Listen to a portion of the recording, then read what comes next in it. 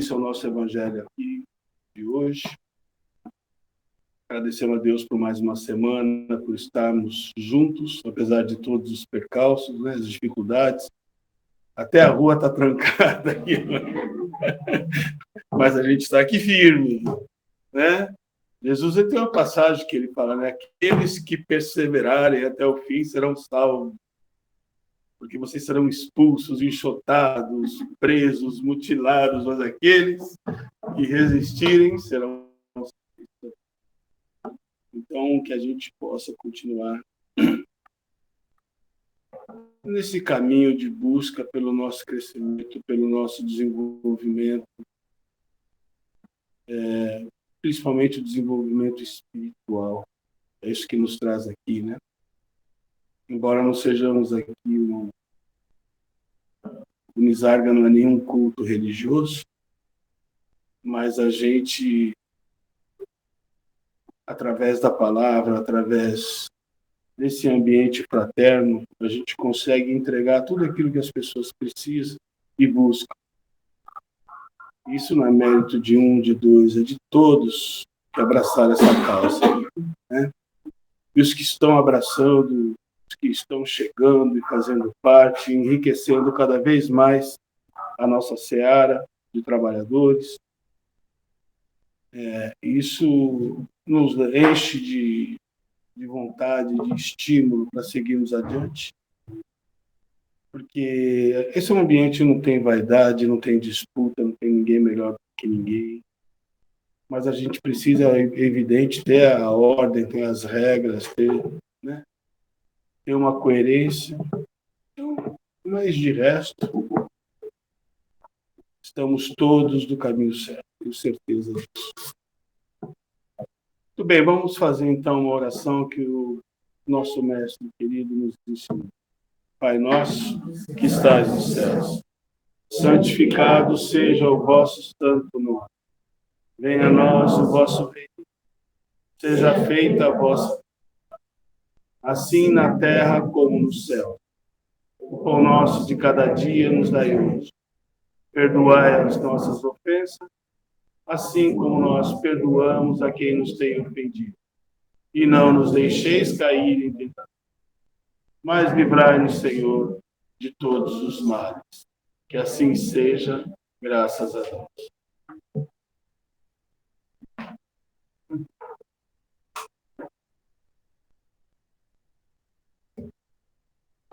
Boa noite. Acomodem-se todos.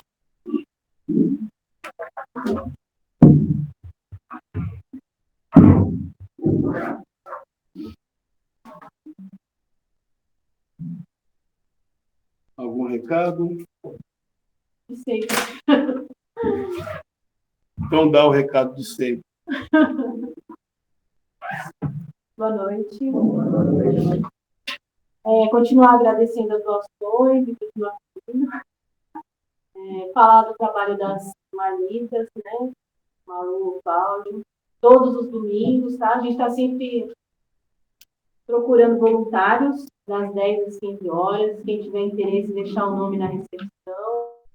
Trabalho para preparar o alimento, né? Então, só deixar o nomezinho com a Silvinha, que a Malu e o Cláudio entrar. Então, é isso. Então vamos. Pode fazer a leitura? Pode. Então, hoje nós vamos no livro de Lucas. Na parábola do semeador, que está no capítulo 8. Depois disso, Jesus ia passando pelas cidades e povoados, proclamando as boas novas do reino de Deus. Vou pular essa parte que vai demorar. Vá direto ao ponto. Reunindo-se uma grande multidão, vendo Jesus, e vindo a Jesus gente de várias cidades, ele contou esta parábola. O semeador saiu a semear. Enquanto lançava a semente, parte dela caiu à beira do caminho. Foi pisada e as aves do céu a comeram. Parte dela caiu sobre as pedras, e quando germinou, as plantas secaram, porque não havia umidade. Outra parte caiu entre espinhos, que cresceram com ela e sufocaram as plantas. Outra ainda caiu em boa terra, cresceu e deu boa colheita, a 100 por um. Tendo dito isto, exclamou: aquele que tem ouvidos para ouvir, ouça. Seus discípulos perguntaram-lhe o que significava aquela parábola. Ele disse: a vocês foi dado conhecimento dos mistérios do reino de Deus, mas aos outros falo por parábola, para que, vendo, não vejam, e ouvindo, não entendam. É isso aí. Parábola do semeador. O curioso é que ele disse: a vocês é dado o direito de conhecer esses ensinamentos acerca do reino de Deus. Aos outros, não. Significa que, portanto, esses discípulos que acompanhavam Jesus, que era a eles dado, né, o privilégio de poder conhecer ensinamentos de teor tão elevado, tão profundo, não eram qualquer espírito. E sim pessoas extremamente preparadas em outras vidas, escolhidas para a missão, que abraçaram a missão de seguir Jesus como apóstolos de Cristo e depois seguirem disseminando os ensinamentos dele, né? Quando a gente fala do trabalho dos apóstolos, é um trabalho emocionante, que eles renunciaram a tudo em nome dessa causa. Portanto, eram pessoas que tinham vocação para aquilo. Vocês querem um exemplo de vocação? De Mateus. Mateus estava na coletoria de impostos ali, trabalhando. Jesus passou, só falou o seguinte: venha e siga-me. Ele largou tudo e foi. Isso era o nível dos espíritos que acompanhavam Jesus. Espíritos realmente preparados para aquilo, no estágio certo para aquilo, espíritos prontos para o projeto que se instalava no planeta, né? O projeto de iluminação, de mostrar a verdade, de mostrar alternativas, de difundir a lei do amor, que é uma lei extremamente poderosa e desconhecida naquela época. As pessoas não sabiam o que era amor. As pessoas não sabiam do poder do amor. O tratamento, por exemplo, dado às mulheres na época era muito pior do que o tratamento dado aos cavalos. Então não existia amor, não existia amizade, não existia essa coisa. Existia, sim, convenções sociais, mas hipocrisia. Esse é o cenário que ele encontrou na época. As pessoas seguindo as tradições culturais, a letra morta de Moisés, né, aquilo que estava no Deuteronômio, aquilo que os doutores da lei davam para eles, e assim, a vida deles é triste. E Jesus veio para desconstruir tudo isso, para mostrar algo diferente, algo que poderia promover as mudanças. Então, vamos falar da parábola do semeador. Todos já devem ter ouvido, todos já devem ter ouvido palestras a respeito, estudos a respeito, porque ela é muito importante. Ela fala do quê? Ela fala da condição humana, fala dos diferentes níveis de seres humanos. E onde a gente se encaixaria? Quem é esse semeador? O que é a semente? Né? Será que esse semeador não seria o próprio Jesus? E a semente não seria esse conhecimento dessa lei do amor, dessa lei poderosa e transformadora, que resolve qualquer problema, que cura qualquer doença, que traz equilíbrio, perfeição, que traz tudo que existe de positivo e bom para a vida, só é possível através do amor. Isso não é filosofia de almanaque, isso é ciência. Eu não sei o problema de cada um de vocês aqui. Eu sei a solução. É o amor. Aplicou amor, tudo aquilo que não presta é desconstruído. Todo sentimento negativo, toda culpa, todos os medos, todos os ressentimentos, tudo aquilo que está arquivado dentro do teu ser, aplica o amor. Desaparece. Então já te traz saúde, já te traz equilíbrio, já melhora o seu padrão vibracional. Consequentemente, sua vida começa a melhorar.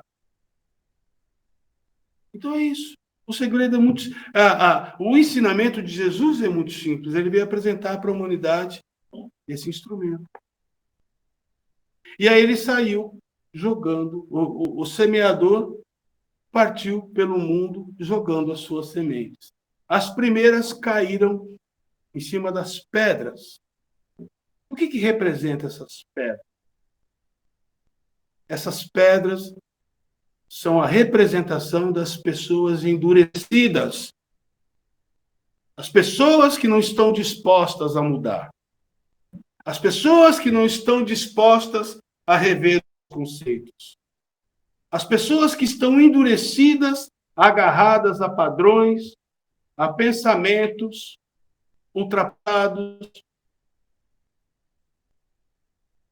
E são ali refratárias, tudo que pode existir de novo, de alguém que queira te mostrar uma nova perspectiva das coisas, alguém que queira algum ensinamento que venha te mostrar uma forma diferente de pensar, que te estimule a aceitar o outro como ele é, o mundo como é, sem transformar tudo em problema, aprender a se relacionar com o próximo e, principalmente, relacionar-se consigo mesmo.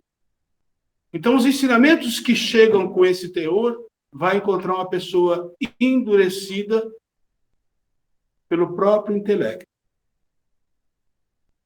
Olha que coisa curiosa. Hoje mesmo eu estava lendo, eu gosto muito de Kant, e eu estava vendo um pensamento de Kant, Kant falando que o intelecto ele é desenvolvido pela dúvida, pela descrença. Ele só se desenvolve enquanto existir ali um material de dúvida, de descrença. Porque a verdade absoluta, a gente está muito distante. A gente está muito distante de compreender o que é Deus, de compreender o que é o ser humano, de compreender quem somos, de compreender questões que transcendem a nossa condição. Então, a gente tem que viver como Kant ensina. O nosso desenvolvimento ele tem que ser a partir... O intelecto se desenvolve da maneira mais coerente quando existe dúvida, quando existe incerteza. É aí que ele se desenvolve, porque ele vai estar sempre em busca, investigando, se aprofundando. Quando existe a certeza, o que existe? Um comodismo, uma dificuldade de expansão. As pessoas se agarram àquele conhecimento e ali ficam numa zona de conforto. Não crescem, não se desenvolvem. É o que as igrejas fazem, as religiões fazem. Elas postulam verdades. E aí você vai, eles repetem tanto aquilo que aquilo se transforma em verdade para você. Então pode ser a coisa mais absurda. Você agarrou aquilo passou a se transformar numa característica do teu ser, da tua personalidade, do teu jeito de viver, de olhar o mundo. Você não colocou um coeficiente de dúvida ali. Você simplesmente abraçou aquilo. Então a gente acredita no que o pai falou, no que a mãe falou, no que o avô falou, aquilo que vai passando de forma atávica, de pai para filho, as tradições, as culturas surgem na nossa vida como algo definitivo, certo? Não, já pensaram isso. É assim mesmo, é assim que tem que ser. Não é. Não tem desenvolvimento. Isso representa o solo rochoso, que uma semente chega e não se desenvolve. Não tem como se desenvolver. Porque a pessoa acha que já sabe tudo. A pessoa acha que o que ela sabe é o suficiente.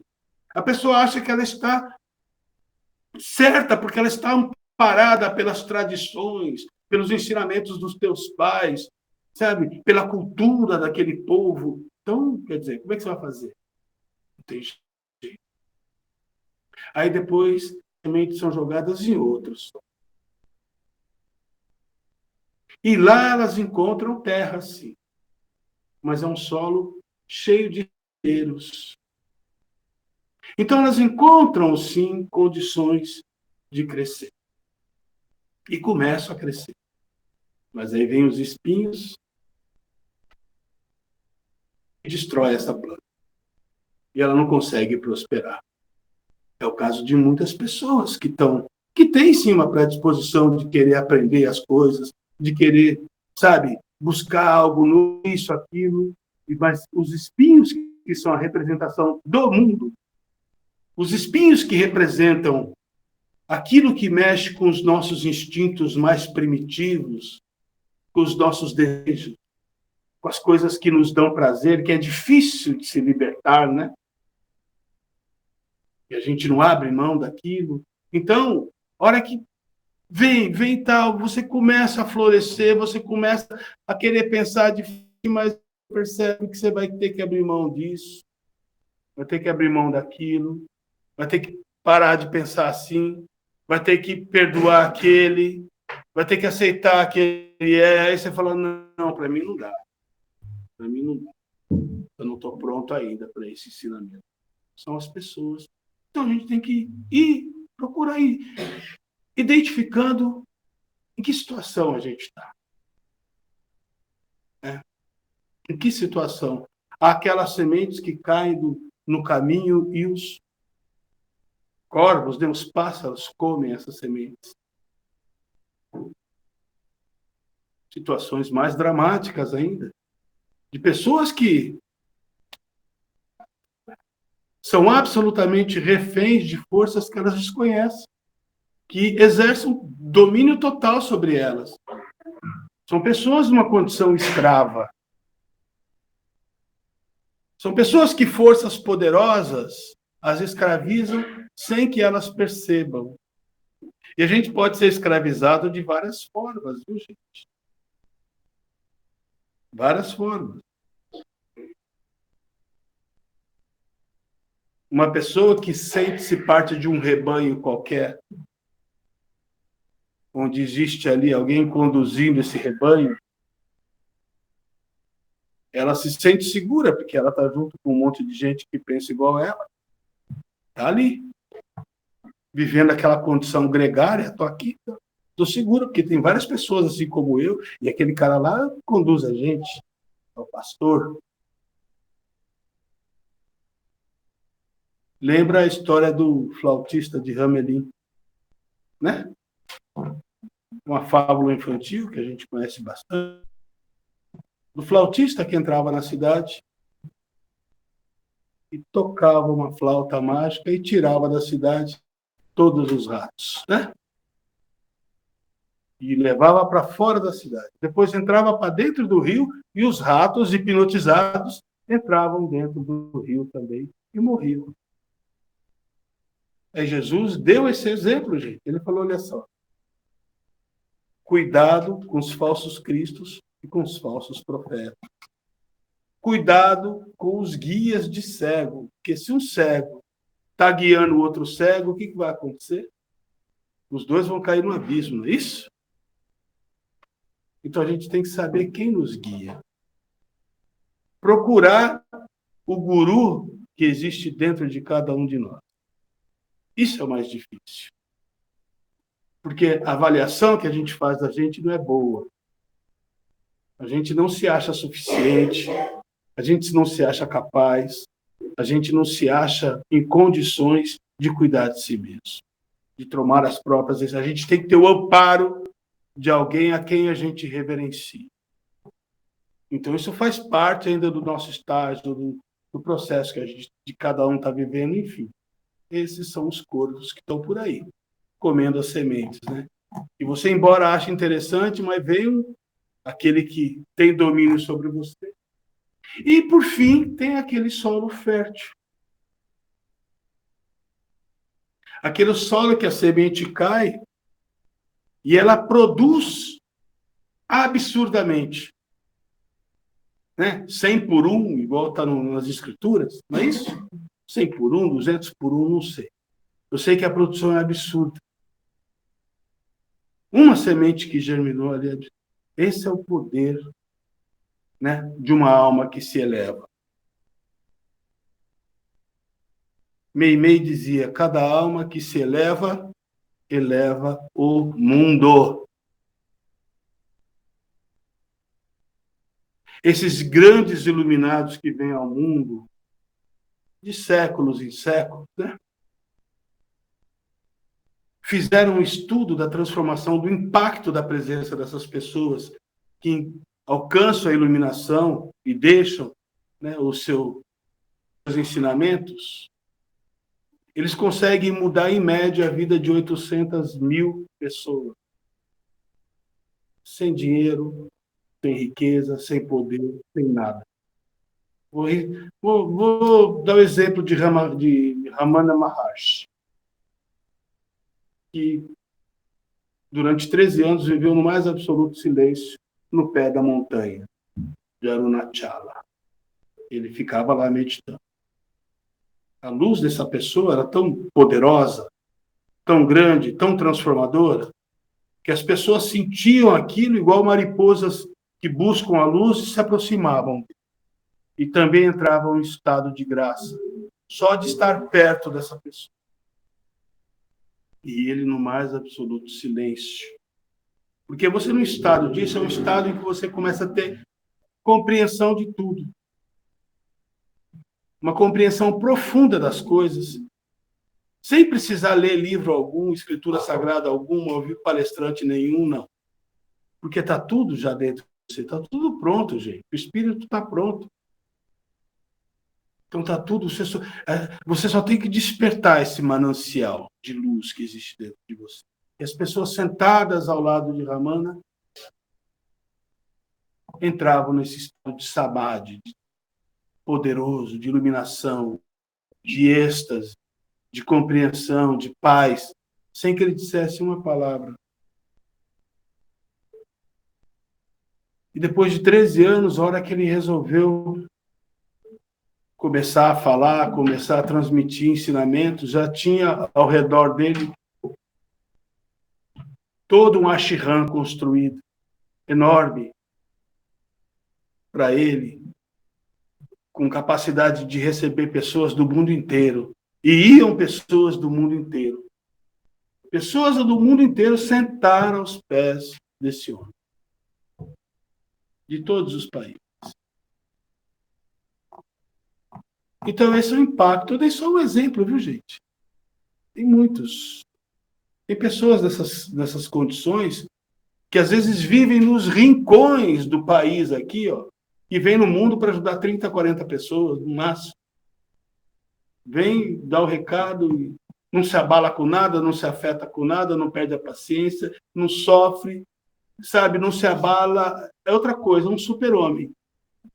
E pessoas, assim, às vezes, que não tem instrução, não tem nada, você pensa que elas não têm instrução. Né? Você pensa. Porque essas pessoas, elas podem ser desafiadas por qualquer problema, elas não vão ser abaladas. Não existe nada mais poderoso do que a humildade. A humildade é a virtude que transforma qualquer ser humano em super-homem. Porque você pode humilhar uma pessoa arrogante, você pode humilhar uma pessoa orgulhosa, vaidosa, potente. Você pode humilhar com pouquinhas palavras. Mas você jamais vai conseguir humilhar uma pessoa humilde. Você vai ficar envergonhado se tentar. Porque ela não se afeta, ela não se abala. Ela vai olhar com você com um olhar de piedade até. De saber o tamanho do teu atraso, saber o tamanho da tua ignorância que desconhece o poder do amor, poder que emana do ser, que olha para o outro só imbuído desse sentimento, você é capaz de oferecer outra face, de não julgar, né? Eu sei que muitos aqui já estão nesse estágio.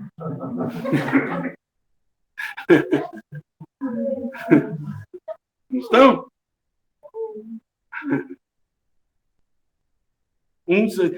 Muitos chegam até aqui levitando, né? Tá certo, gente?